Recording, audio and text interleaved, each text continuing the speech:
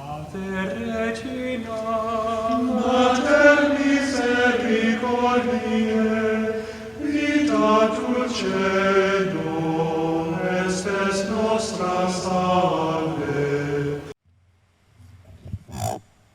The Lord be with you. A reading from the Holy Gospel according to Matthew. Jesus said to his disciples, "Stop judging, that you may not be judged. For as you judge, so will you be judged. And the measure with which you measure will be measured out to you. Why do you notice the splinter in your brother's eye, but do not perceive the wooden beam in your own eye?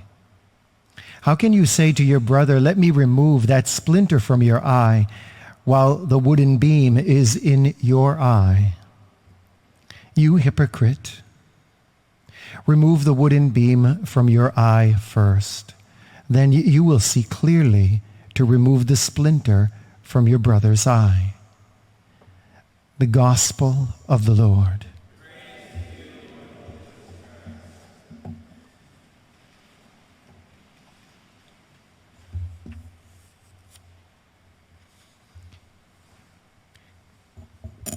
Abraham did as the Lord directed him.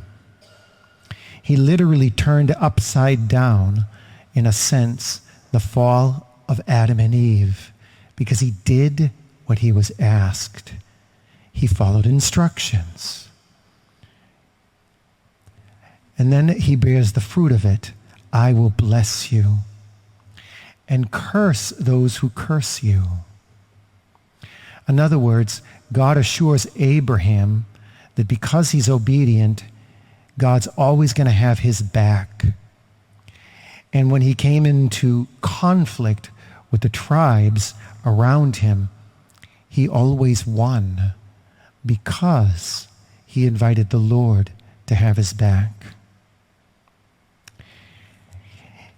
He has this humility, Abraham does. The humility to let God be the judge and explain to him what is proper. On the other hand, we tend to have splinters or maybe logs in our eye. I'm amused by the last line of this gospel. Remove the wooden beam from your eye first, and then you will see clearly to remove the splinter from your brother's eye. In other words, removing the beam from my eye allows me to be charitable and reach out with help to the one who has the splinter in his eye, because now I can see clearly. I can see the tiny splinter that was not perceived because I was blinded by my pride, and I could not overcome the need for humility.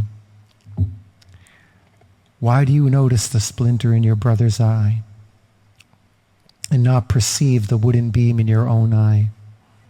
And so sometimes pride infects us.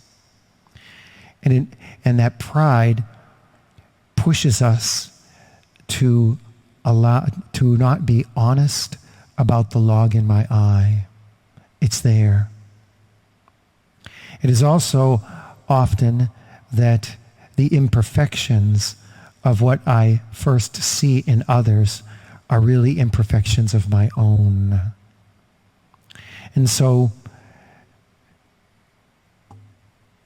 St. Augustine had this to say: "Strive to acquire the virtue you think your brother lacks.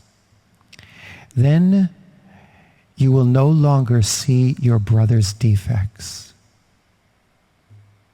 Francis de Sales: Jesus could not entirely excuse the sin of those who crucified him, but he lessened its malice by pleading for their ignorance.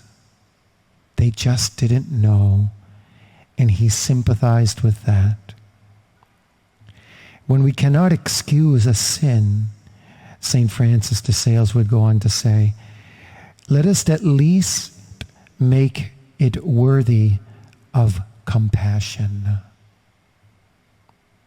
St. Teresa of the Little Flower, strive always to look at the virtues and the good deeds we see in others and cover their defects with the thoughts of our own sins.